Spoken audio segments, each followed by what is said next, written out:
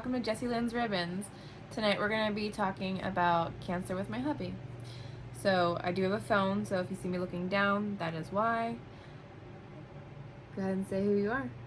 My name is John. I've been married to Jess for almost 8 years now. We have known each other for a very long time. We've known each other since we were probably close to 8 years old, went to school together. So married 8 years, known each other since we were 8. 8's a good number. This year. Next year it'll be 9. True. Alright, so what do you do for a living, past and present? So I was in the Navy for almost 13 years.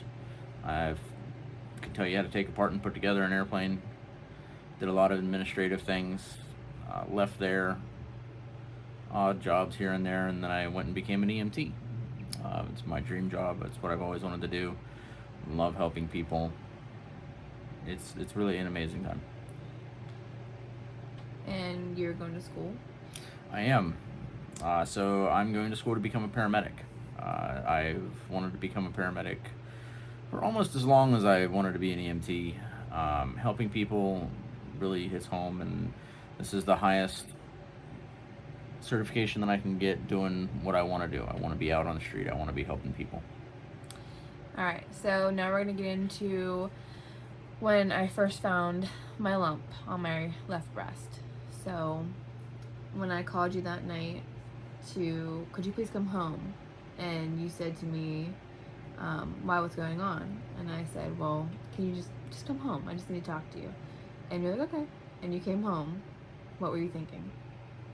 Honestly, I thought that one of the kids had done something, or there was a big bug. Well, we have big spiders. So I thought that there was something like that she didn't want to go over the phone with. So I spoke to my partner at the time. I've been with my partner for a long time at work. And he's like, yeah, we can run up. So we went and dropped our patient off at the hospital and then came right over to the house. So when John got home, he came in the bedroom and I asked him, hey, slide your hands from my collarbones. I didn't tell him anything. I told him to stand behind me. Slide your hands from my collarbones down and just tell me what you feel. And what did you feel?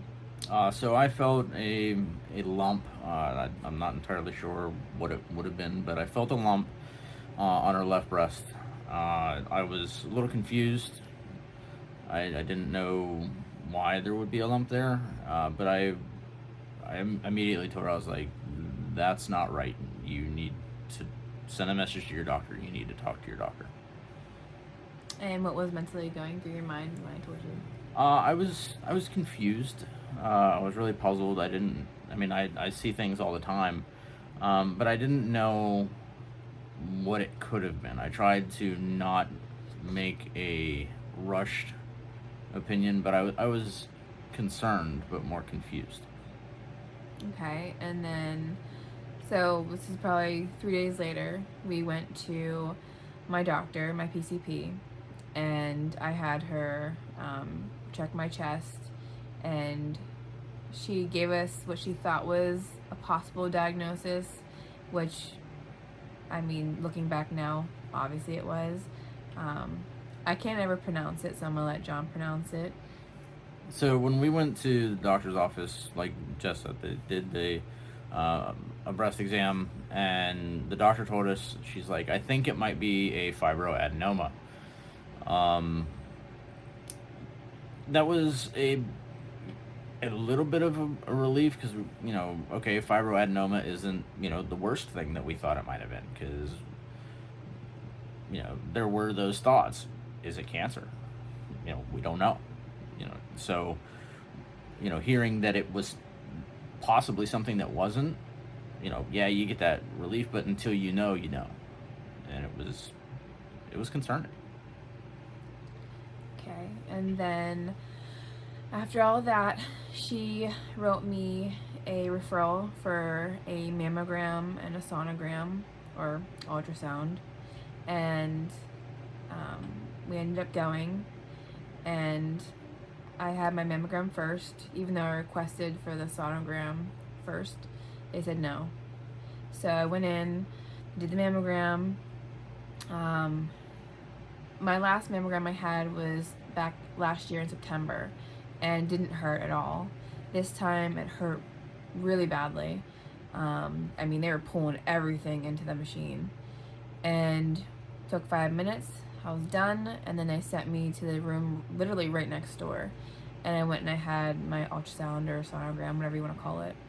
And when I looked up at the screen, I immediately knew. I was like, okay, I have cancer, because the mass was huge. It was dark inside, it was white around, and it was fully dark, and a big dark circle. And I started panicking, but I kept my mouth closed and I let her look.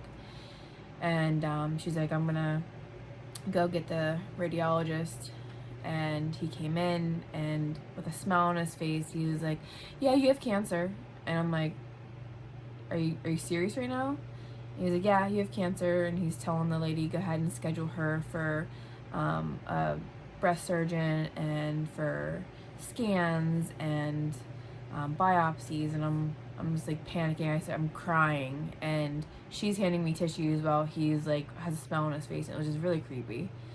So that's what I went through. When all this was happening, me, the kids, and Jessie, we all went to the hospital together.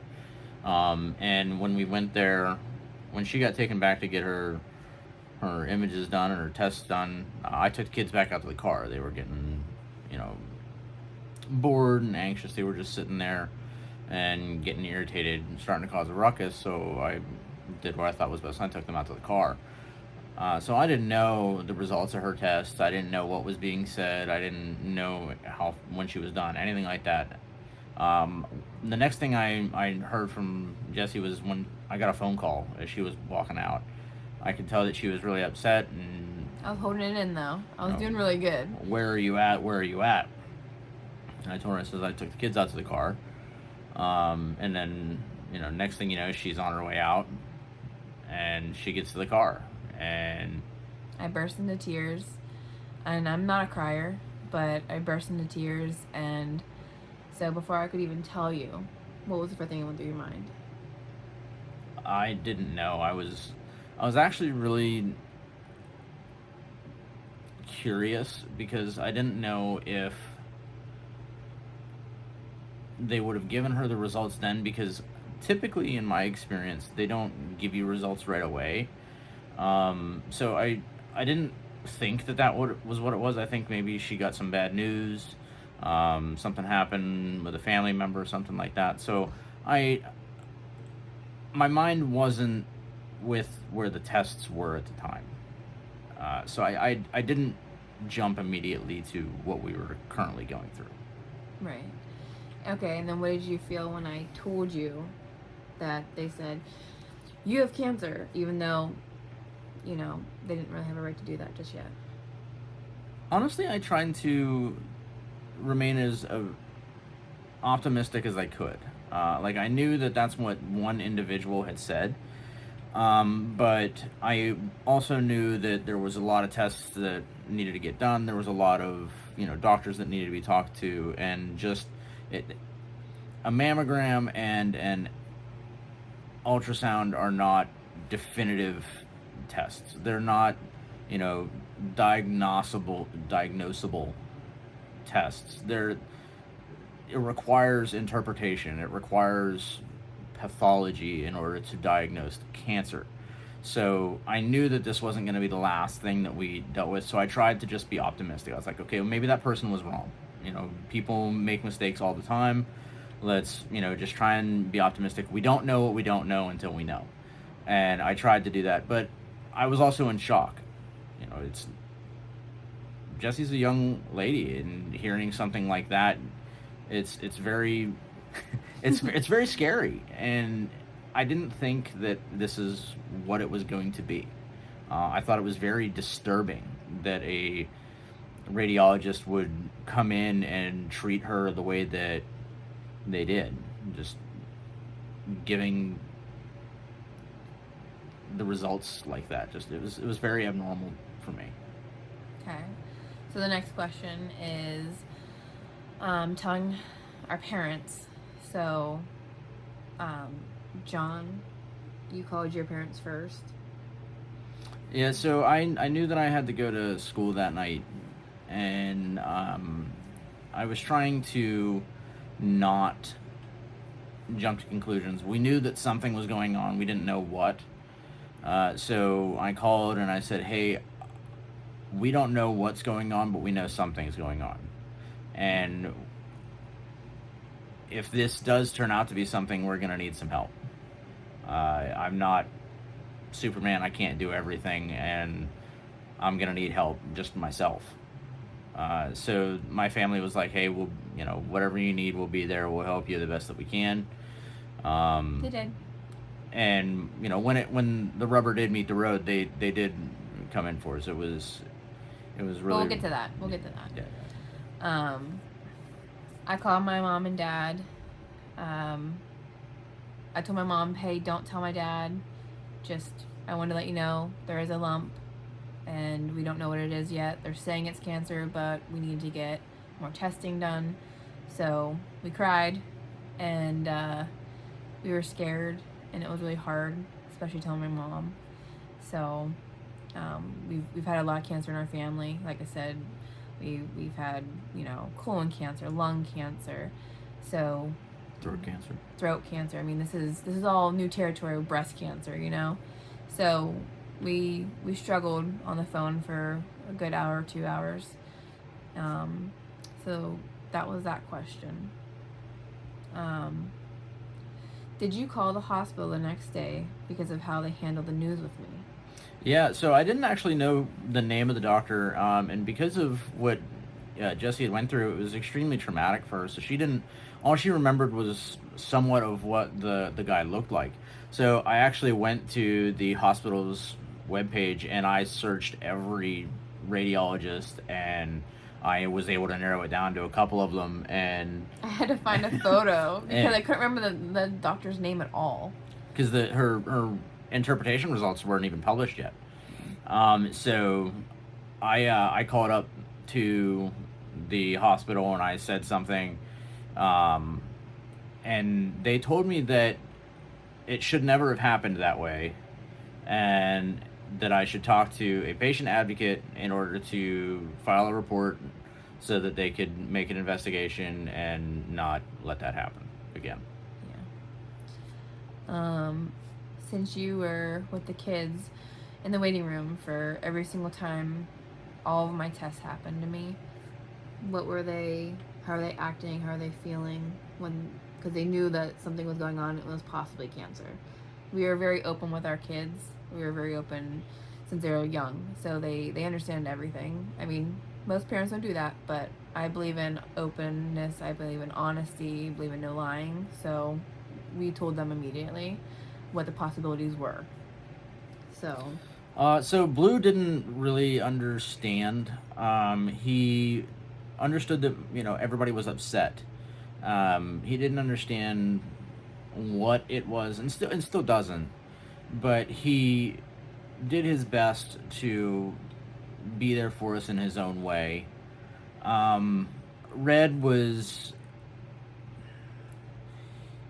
he struggled. It was hard for him. He didn't want to accept what was happening. He knew that there was a problem. He tried to be supportive, and help in his own way, but I genuinely believe he struggled with what was happening like a kid his age would. I mean, it's a very traumatic thing to hear that, something like this happens so fast and you could lose the most important person to you. Yeah. I'm going to address this because I know you guys are probably wondering who's Blue, who's Red, and we don't want our kids' names out there for privacy reasons, so I will give you something personal. My one son, his favorite color is blue. Our other son, his favorite color is red. So we're going to call them Blue and Red. I know it's weird, but safety. That's our priority with our kids. So now we're going to talk about, after that, after the mammogram, sonogram, ultrasound, whatever you want to call it, we had to wait 2 weeks before we can get in with the breast surgeon. And During that time, we brought down John's family, so my bonus mom and my bonus sister, and we were trying to have a good time as best we could. It was scary, but they helped us with the kids, and we all get to spend time together. So, yeah, so when this was all starting to go down, I was actually at school, and I wasn't feeling in the right mind space, you know, being away from home, knowing everything that was going on. I mean, yes, school was important to me, but I wanted to make sure that she knew that she was being taken care of, that she knew that somebody was there. So that's when I knew that my family had said, hey, we'll be there if you need us, that I made the call. I was like, hey, it's time, we need you. And I actually left school that night. I was supposed to go to work right afterwards, and I went and I drove 4 hours to pick them up. Yeah. And I drove 4 hours back that night, and they were here, and they stayed here. And I waited with up us all night. it was a long night, but it was worth it. Having that support system here, when we needed it the most, when it was very fresh in our minds, even just to have somebody else here, it made a world of difference. So I have squirrel brain. Did you tell them what you're going to school for? I did. You did. Okay. I did. Sorry, I have squirrel brain. Squirrel. How did leaving school affect you, or didn't it? Now, before he says this, keep in mind, he had 1 month left before he graduated. 1 month. So, I felt really guilty. But go ahead. So when all this started happening, I got to the point of where I accepted that me being in school was not the right place. I was not in the right headspace. I was not focused. I didn't want to go through the program and risk failing because I wasn't there mentally. And I had spoken with my instructors, I'd spoken with the school, and they were very accommodating, very understanding, and they actually gave me the option to withdraw from my final semester and return this coming year to finish out my final semester. Yes, with a completely new class, but to pick up right where I finished off with my second semester. I didn't lose any progress, my grades didn't suffer. Absolutely nothing. And I'm still in talks with them now, and they were very understanding, very supportive of all of us. It did hurt, just because this was a very important thing to me. It was. I mean, you're almost there. You're at the finish line. He wore his cap and gown literally 2 weeks before, and walked across stage, got his, the fake diploma, and. And then boom, we got slammed with, you possibly have cancer. I mean, it also kind of goes to the effect of that, when I first started having this opportunity to go to school, it was actually a really big issue here at home because I was working a lot, and, I told Jessie, I was like, I really think it's about time, and she was like, if you think you can do it, do it. But if you think you're gonna go and fail, don't. Like if you put your whole heart into it. Put everything into it. If you're gonna do it, go and do what you set your mind out to do. Don't waste this time because you're taking time away from us. You're taking time away from the kids. You're taking time away from work. So make it worth it. And to make it 11 out of 12 months, and to have to do something like this, it did hurt, but knowing that it was worth it because you're with family. I know that in the back of my mind, if I would have gone and put school or my job ahead of this, and I wasn't there for every step that I could, I wasn't doing everything I could to be a part of this and support you in every way that I could. You have a big heart. I have a something in there. I don't know what it is. It's too big. He cries a lot. I do. I'm a big baby, but it's a good baby though. I knew I would regret it if I didn't. so stepping away was the best, not just for me to make sure that I passed the program and that I carried on my dream of becoming a paramedic, but to take care of my family. Yes. So that's kind of where that was. I know it was really long. I'm sorry, but no, we're very grateful for it, and we'll always be grateful for it. I can't do it without you. I need you. That's a family thing. We said it for a long time. We say it every day. We do things as a family. We're going through this together. We're going to go through this together, and we're going to fight it. And when it's all said and done, move on to the next chapter. This is why you're my best friend. Well. Alright. Okay. So I'm gonna read off my phone real quick because I want to give the correct dates. The day came to meet the surgeon on June 26th. I was fucking terrified, like so terrified, and I had to. The option was to get a biopsy. That's what everyone does. I did not want a biopsy. I was against it. I wasn't getting it. I told John. I told my bonus mom. I'm like, I'm not doing it.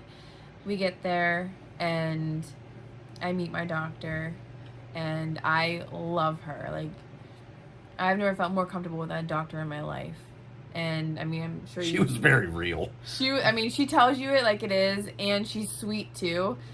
And I loved her. And what I thought was great when she tried to talk you into the biopsy, she's like, most surgeons, when they go to do this biopsy, they give you like this amount of Novocaine. I'm like, no, I give you this much, and then I have more. And I'm like, okay. I haven't gotten there yet, but she literally filled my boob with so much. Like, I couldn't feel nothing. It was 2 syringes. I watched her. Oh my god. Okay, so she says, you want to do the biopsy after all of that? And I'm like, well, sure, why not now? So we lay down, I lay down. John and my bonus mom are sitting at the edge of me. They're watching the screen, and she did it. You heard like a drilling noise, which it bothers you, but she lets you know what the noise feels like prior. So she did it. I didn't feel anything. I didn't even feel pressure. I tried looking at the screen, which was right in front of me. I couldn't see what she was looking at. I couldn't see what the hell they were looking at. I didn't understand what I was looking at. So I just laid there like, doo-doo-doo, like I'm so bored. This is like when we were there, I even asked her, I was like, is it possible that, this guy messed up? Like, is it possible that it could be something else? Because she tried to aspirate it. Yeah, she's like, it's possible. I see something here on the ultrasound. I don't know exactly what it is, but, the biopsy is going to tell us. It could be a cyst. It could be, pus. I don't know. Who knows what it could be? So she's like, what I'll try and do is I'll aspirate it. And so the way that she did that is when she finished putting the lidocaine in, she went and used the same needle and syringe because it was already in there to try and aspirate it. She's like, it didn't. And she told me right away. And afterwards, she went and did the biopsy. And I didn't feel nothing. Yeah, you could see it on the monitor. She was very open about it. She showed us, I could see the darkness on the monitor. I don't know what that means, but that was a tumor. But I saw it there. And when she went and put the lidocaine in, it did distort the image, so it kind of looked like a filled up water balloon. Real quick, I will say that getting the Novocaine put in, it didn't hurt. It was like the smallest little pinch, so it didn't really hurt at all. And like I said, the biopsy, you don't feel anything. At least for me, personally, I didn't. So I'm going to, right now, put a quick disclaimer. I'm not a medical professional. Take everything we say with a grain of salt. Your doctor might be different than my doctor, so whatever my doctor does is for me, and whatever treatment she chooses is for me. So please don't have your doctor do something differently. Follow your doctor's instructions, not mine. But go ahead. So I will caveat onto that. I am a medical professional, but I am not a physician.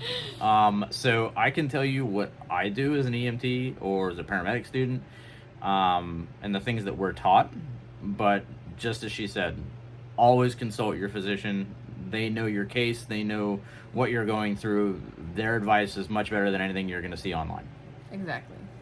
And you don't want advice from me. So, it's true. I like advice from you. Well, yeah, but that's different advice. Oh. Okay, so after my biopsy, how was I feeling? I'm not gonna lie. I was in a lot of pain that night. I am very hypersensitive, hyper aware, and it hurt like hell. You weren't too bad until the lidocaine wore off. No, I said later that night. Yeah, yeah. So John had to help lift me forward out of bed. He had to turn me. He had to, do everything for me. I mean, he had to go and, get me food, get me my drinks, lift them up for me. Like, he had to take care of the kids. It was a lot. So, like, I was hurting, but it was a lot on him.